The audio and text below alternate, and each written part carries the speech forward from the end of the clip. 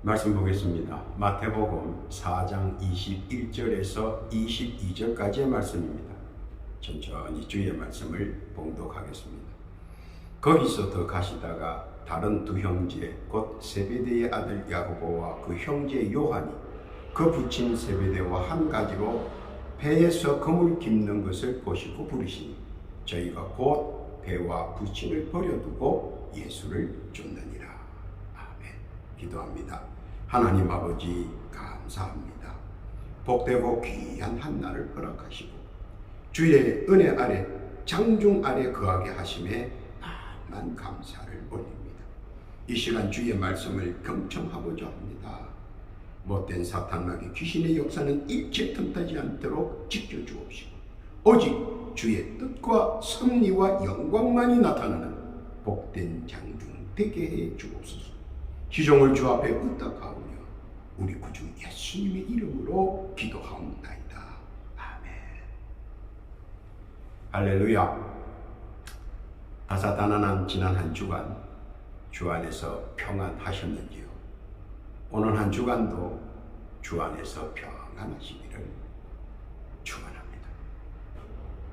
사람들에게는 자기를 향한 볼벤 소리를 들을 때 반응들이 성격과 기질에 따라서 각각 다르게 반응합니다. 어떤 사람들은 자기를 향한 볼벤 목소리를 못 참고 즉각적으로 반응을 보이는 사람이 있습니다. 그리고 격한 말싸움에 더하여 몸싸움으로 변해가는 수도 있습니다. 즉 즉각적인 반응을 나타내 보여주는 사람들이 있다는 겁니다. 또 어떤 사람들은 자기를 향한 볼벤 소리를 듣고 그 자리에서는 반응이 없다가 집에 와서 되새겨서 장단점을 파악한 후 격한 대응을 하는 수도 있습니다. 어쩌면 장시간에 걸쳐 반응을 보이는 사람들도 있습니다. 또 하나는 자기를 향한 볼벤 소리를 그냥 듣고 삼키는 사람들이 있습니다. 그리고 상대편의 볼벤 소리를 일리가 있다고 이해하며 남들이 뭐라고 해도 그냥 이해하는 선에서 무반응일 때도 있습니다. 물론 사람마다 성질과 기질이 달라 반응 또한 각각 다르다는 사실입니다.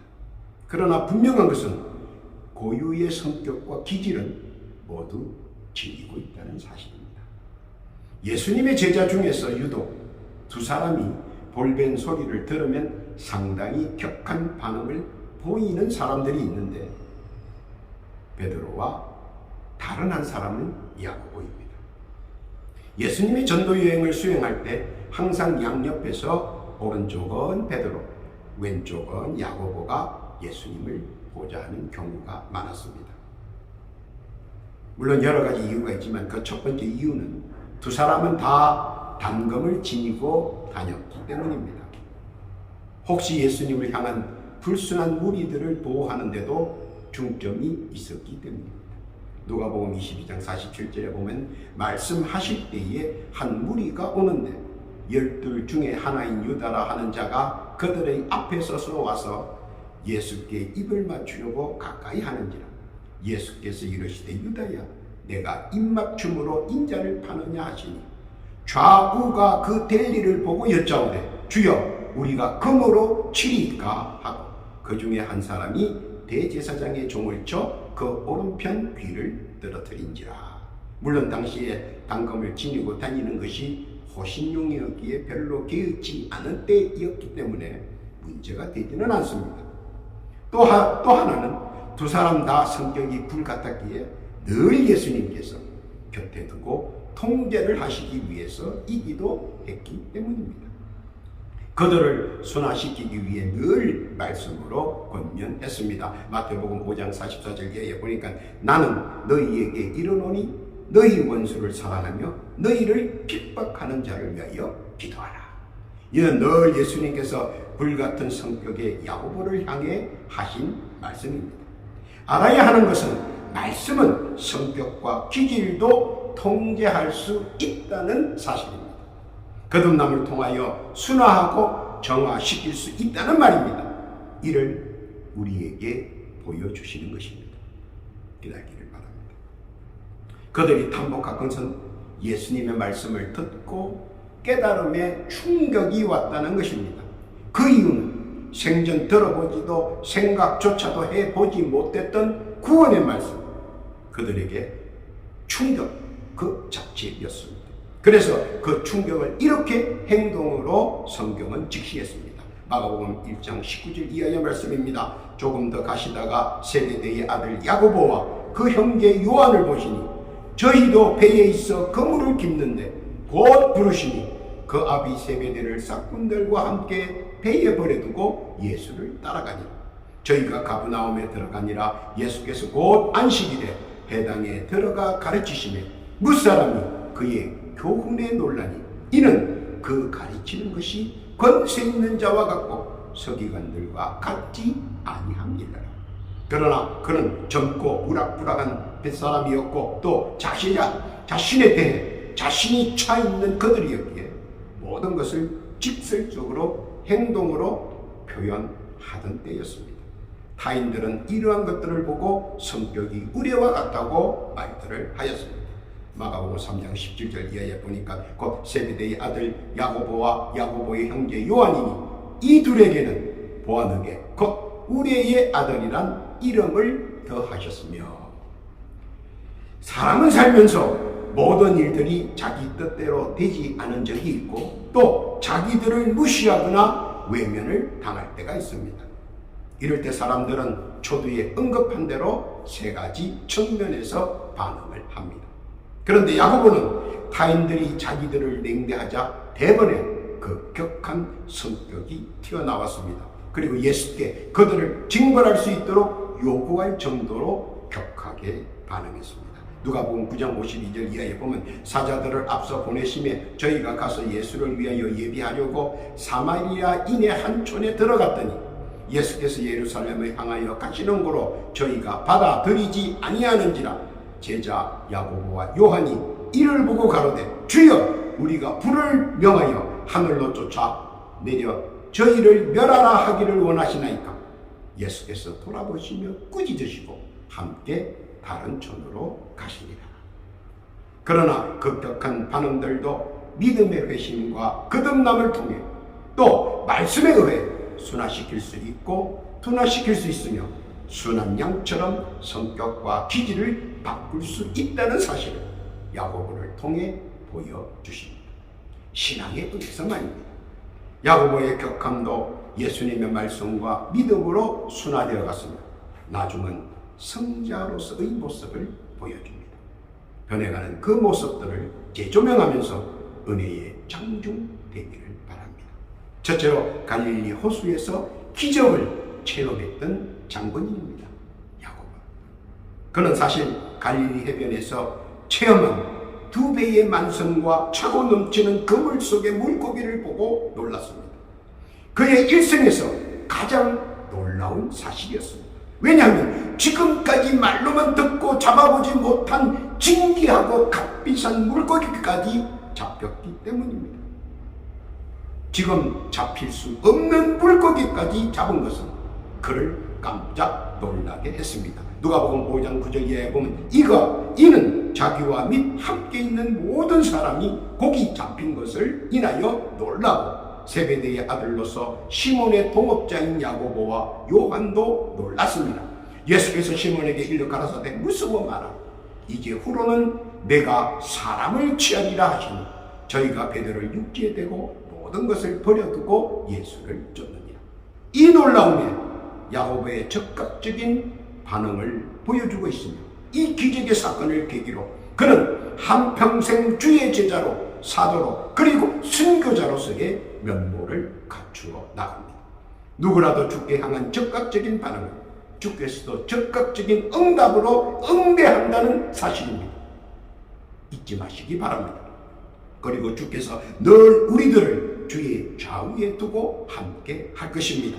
그리고 알지 못하는 기적들을 수시로 뜨겁게 체험케 할 것입니다.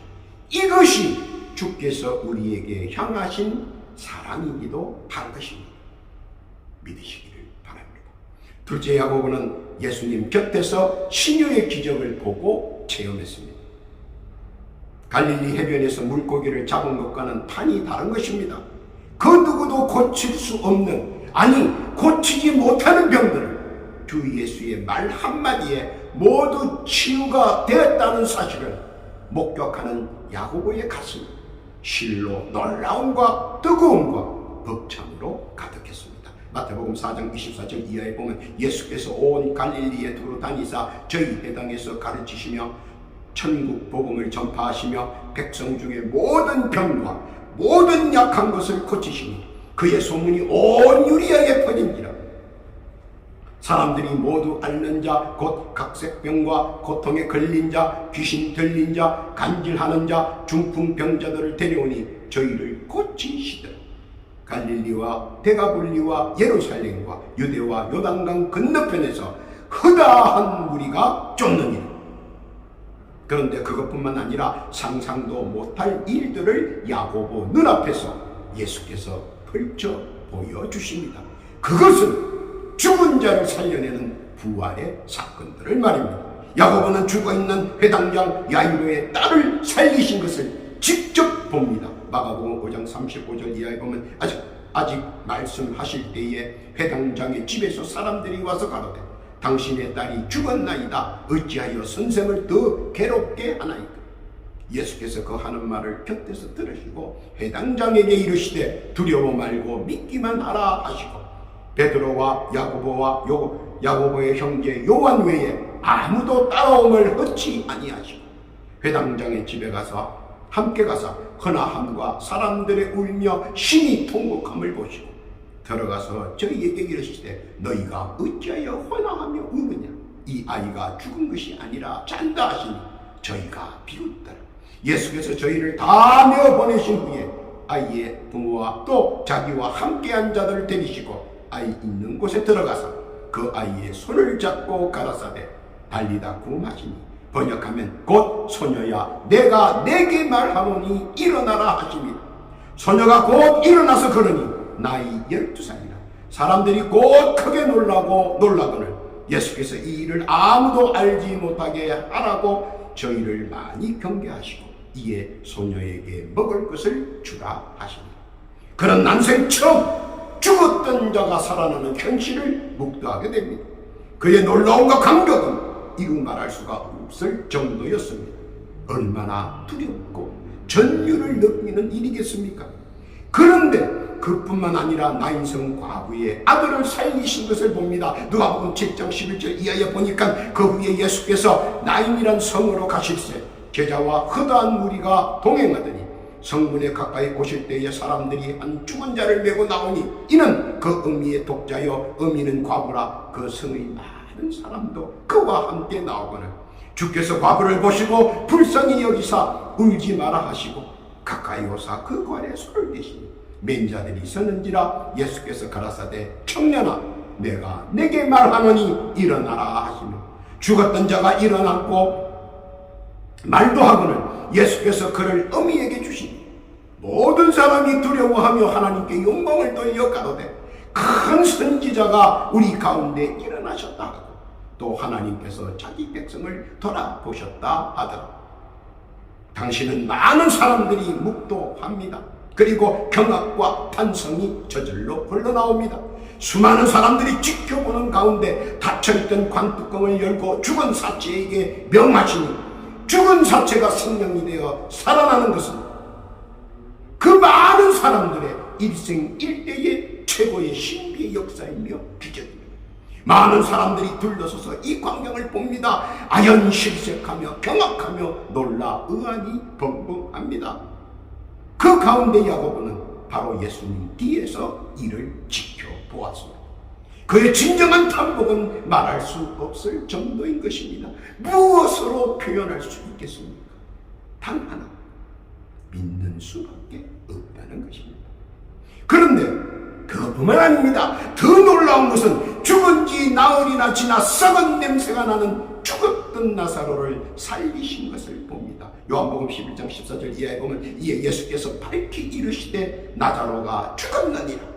내가 거기 있지 아니한 것을 너희를 위하여 기뻐하노니 이는 너희로 믿게 하려 함이라. 그러나 그에게로 가자 하신다. 알아야 하는 것은요, 그 중에 더 놀랍고 경이로운 것은 예수께서는 이미 사람들의 생사화복에 관하여 다 알고 계시다는 사실을 은연중 우리로 깨닫게 하시는 대목입니다. 예수께서는 생사화복을 알고 계시다는 사실을 말합니다. 잊지 마시기 바랍니다. 또한 이미 죽어 장사 지낸 자, 썩어 냄새가 나는 자를 살리는 최고의 부활의 기적을 모두에게 보여주시고 깨달음이 있도록 느끼게 해 주셨습니다. 요한복음 11장 17절 이하에 보니까 예수께서 와서 보시니 나사로가 무덤에 있는지 벌써 나흘이로 베다니는 예루살렘에서 가깝기가 한 오리쯤 되면 많은 유대인이 마르다와 마리아에게 그 오라비의 일로 위문하러 왔더니 마르다는 예수 오신다는 말을 듣고 곧 나가 맞되 마리아는 집에 앉았다. 마리아가 예수 계신 곳에 와서 보이고 그 발 아래 엎드려 가로되 주께서 여기 계셨다면 내 오라비가 죽지 아니하였겠나이다 하다. 예수께서 그의 우는 것과 또 함께 온 유대인들의 우는 것을 보시고 심령의 통분이 여기사 민망히 여기사 가라사대 그를 어디에 두었느냐 가로되 주여 와서 보옵소서 하니 예수께서 눈물을 흘리시다. 이에 유대인들이 말하되 보라 그를 어떻게 사랑하는가 하며 그중 어떤 이는 말하되 소경의 눈을 뜨게 한 이 사람이 그 사람은 죽지 않게 할 수 없었더냐 하더라. 이에 예수께서 다시 속으로 통분히 여기사 무덤에 가시니 무덤이 구리라 돌로 막았거늘 예수께서 가라사대 돌을 옮겨 놓으라 하시니 그 죽은 자의 누이 말하다가 가로되 주여 죽은 지가 나흘이 되었으면 벌써 냄새가 나나이다. 예수께서 가라사대 내 말이 내가 믿으면 하나님의 영광을 보리라 하지 아니하였느냐 하신대 돌을 옮겨 놓으니 예수께서 눈을 들어 우러러보시고 가라사대 아버지여 내 말을 들으신 것을 감사하나이다. 항상 내 말을 들으신 줄 내가 알았나이다. 그러나 이 말씀하옵는 것은 둘러선 무리를 위함이니 곧 아버지께서 나를 보내신 것을 저희로 믿게 하려 합니다. 이 말씀을 하시고 큰 소리로 나사로야 나오라 부르시니 죽은 자가 수족을 배로 동인 채로 나오는데 그 얼굴은 수건에 쌓였다.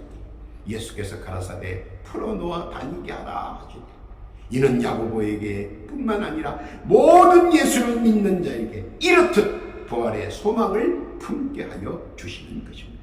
금방 죽은 야이로의 딸을 살리시고 죽어서 장사 지내러 가는 나인성 과부의 아들을 살리신 것도 놀라운 판에 죽은 지 나흘이나 지나 썩은 사체를 다시 살리시는 예수님의 좌우에서 지켜본 야고보는 이루 말할 수 없는 놀라움이며 기적이며 벅차고 뜨거운 가슴에 경황할 수 없는 설레임이었을 것입니다. 그리고 한 번 맛본 부활의 기적은 그의 내리에 이미 새겨져 있었을 것입니다. 이로 인한 그에게서 믿음에서 단단히 뭉쳐진 뜨거운 신앙과 영원 구원의 복음과 메시아의 말씀은 그의 신앙과 믿음 그리고 복음을 위한 초석의 발자취와 행동은 그 누구도 말릴 수 없는 뜨거움으로 용수점쳤습니다. 그는 당당히 복음을 전거했고 말씀을 전거했으며 체험적 신앙의 뜨거움으로 영적 충만을 주체하지 못했습니다. 헤롯 왕 앞에서도 굴하지 않고 그의 담대한 복음의 변정은 결국 순교의 장미로 연결되었지만 그는 일생을 최고의 복음과 말씀 증거에 바쳤습니다. 뜨거움과 기적의 역사가 충만한 기독교가 이로써 사방 각처로 뻗어 나갑니다. 우리는 꼭 기업과 순종의 역사가 되어야 할 것입니다. 왜냐하면 복음의 빚진 자로서 말입니다. 깨닫기를 바랍니다. 세 번째는 야고보는 변화산상에서 천국을 맛보았습니다. 마태복음 17장 1절 이하에 보니까 엿새 후에 예수께서 베드로와 야고보와 그 형제 요한을 때리시고 따로 높은 산에 올라가셨더니 저희 앞에서 변형되사 그 얼굴이 해같이 빛나며 옷이 빛과 같이 휘어졌더니 때에 모세와 엘리야가 예수로 더불어 말씀하는 것이 저희에게 보이거늘 야고보는 자기를 위해 준비한 변화산에서 천국을 맛보았고 천국을 믿었습니다.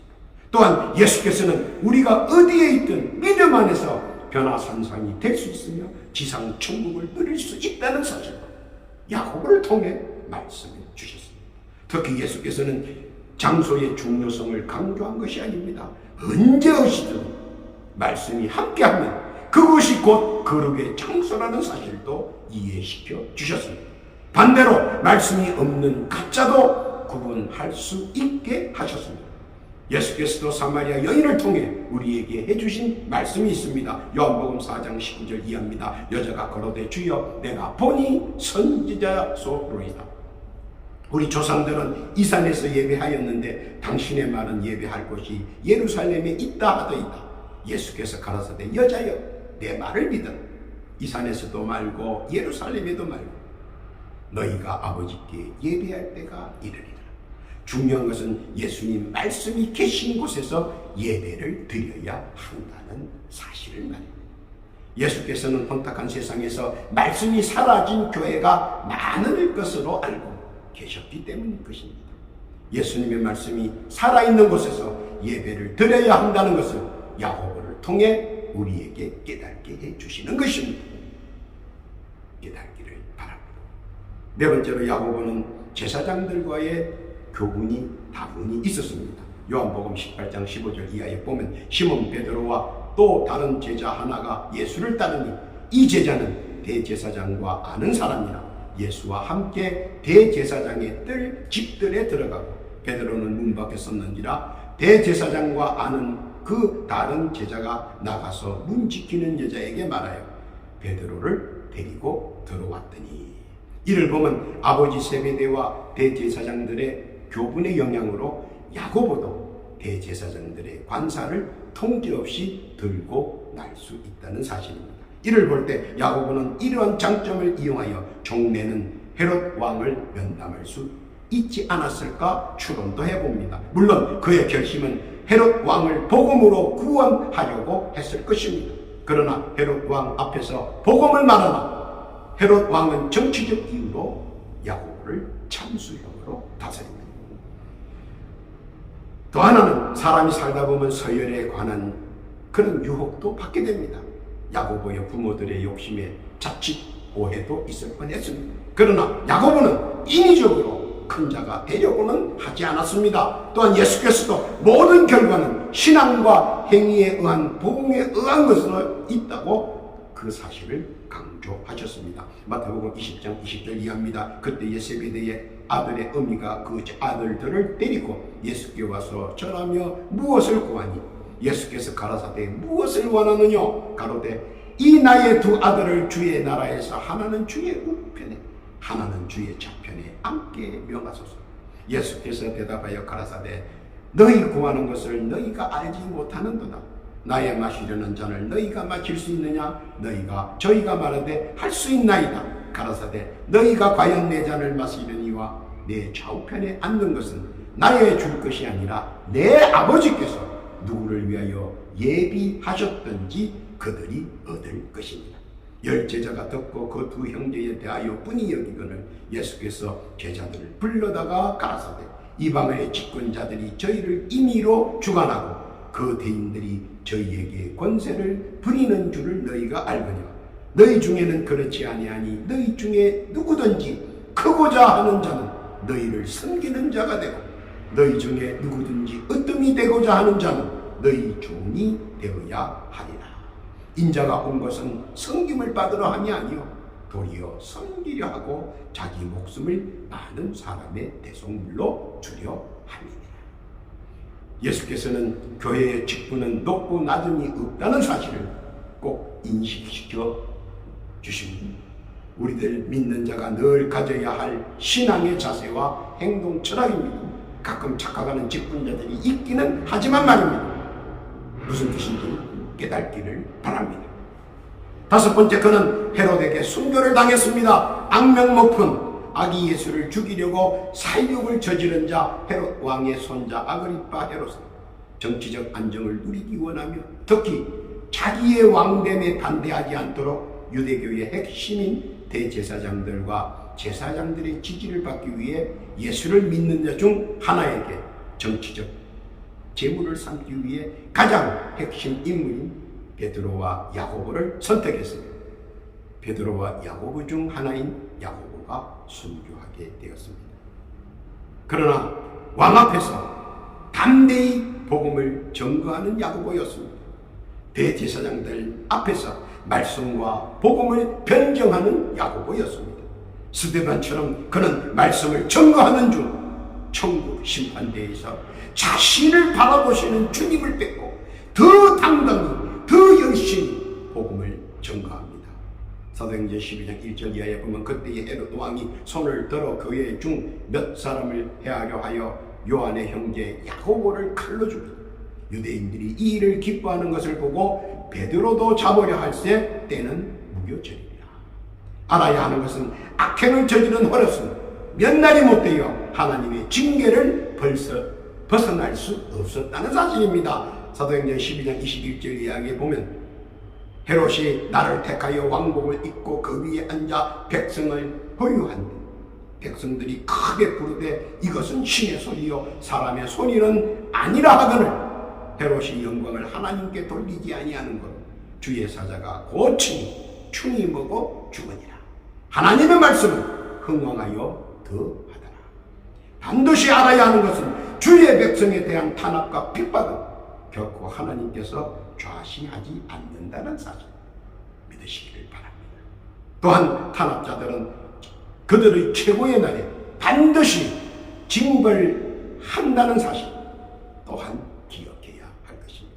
그뿐만 아니라 주의 백성에게는 천국의 대문이 활짝 열려 있다는 사실도 함께 말입니다. 깨닫기를 바랍니다. 결론입니다. 사도 야고보는 갑작스레 찾아온 복음을 이의 없이 그대로 다 수용했고 그 복음을 믿었으며 그 복음을 위해 최선을 다했다는 사실입니다. 마태복음 19장 29절 이하에 보니까 또 내 이름을 위하여 집이나 형제나 자매나 부모나 자식이나 전토를 벌인 자마다 여러 배를 받고 또 영생을 상속하리라. 그러나 먼저 된 자로서 나중되고 나중된 자로서 먼저 될 자가 많으니라. 믿음 생활을 하다 보면 그것 때문에 불이익을 받을 수 있고 그것 때문에 소외되거나 제외될 수 있습니다. 그래서 마음 상해하거나 가슴 앓이 할 수 있습니다.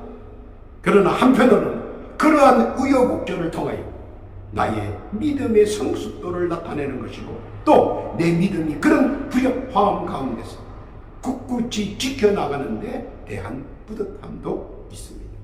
마지막으로 알아야 하는 것은 그런 것들을 통한 나의 믿음의 성숙도에 대한 가름도 할 수 있으며 또 그로 인한 나의 신앙이 얼마나 단단하느냐 스스로도 알 수 있으며 그것은 나만이 아니라 천군 천사도 알고 삼라만상이 알고 또 삼위일체께서도 다 아신다는 것입니다. 결코 주께서 믿음의 증거와 실상을 필시 우리 눈앞에 보여주시고 또 누리게 해주신다는 사실을 믿음으로 견고히 지켜나가고 믿음대로 되는 은혜와 은총 허락하신다는 사실입니다. 깨닫고 믿으시기를 바랍니다. 야고보를 통해 우리에게 하시고자 하시는 큰 뜻은 격했던 그의 심성을 말씀으로 믿음으로 그리고 복음으로 순화시켰으며 말씀의 눈을 뜨게 하였고 믿음으로 천국을 알게 했으며 복음으로 나도 참여할 수 있는 자가 되었다는 사실입니다. 그리고 그 과정을 살펴보면서 나도 그런 과정을 통하여 더 주님 앞에 나아가는 자 되고 더 말씀에 순종하는 자 되고 믿음으로 복음으로 주의 큰 사랑을 누리며 나아갈 수 있다는 사실 믿는다는 것입니다. 오늘도 우리 주 예수께서는 자기를 믿는 자에게 능치 못함이 없게 하시고 능력받은 자 안에서 무엇이든지 할 수 있다는 은혜와 은총 그리고 축복을 마음껏 허락한다는 사실입니다. 믿으시기를 바랍니다. 오늘도 우리 주께서 야고보의 일생을 통해 우리에게 하고자 하시는 말씀과 그 뜻을 깨닫기를 바라십니다. 늘 이 흠나는 세상 믿음으로 말씀을 붙잡고 복음을 바라보며 나아가는 성도들에게 주의 크신 자비와 축복이 늘 함께 하시고 누리시기를 예수님의 이름으로 축원합니다. 아멘. 기도합니다. 하나님 아버지 감사합니다. 오늘도 주께서 야고보를 통하여 우리에게 여러 예를 주심을 감사드립니다. 험난하고 험난한 세상에서 믿음 안에서 말씀 안에서 복음 안에서 주님 바라보며 나아가게 주여 주의 손으로 저희를 붙잡아 주옵소서. 넘어지고 자빠질까 두렵습니다. 늘 주님만 동행하며 당당하게 나아가는 복된 자 되게 하여 주옵소서. 그렇게 해 주실 줄 믿습니다. 또한 바라옵기는 지금 이 시간도 육신의 질고로 고통당하는 자 있는가 살펴주옵시고 육신의 질고로 고통받는 자 예수의 이름으로 권능을 받아사 치유하여 주옵소서. 모든 질병은 물러나게 하옵시고 완쾌케 하옵시며 건강한 몸 되게 해 주옵소서. 주의 영광을 나타내게 해 주옵소서. 주여 그렇게 해 주옵소서. 더하여 기도하옵기는 각자 올리는 개인의 기도가 있습니다. 이 시간 올리는 간구의 제목마다 주 앞에 온전히 상달되게 하시고 작은 것 하나까지라도 응답받는 축복 허락하여 주옵소서. 그렇게 해 주실 줄 믿습니다. 감사와 찬송과 영광을 온전히 주님 앞에 드리옵 우리 구주 예수님의 이름으로 기도하옵나이다. 아멘.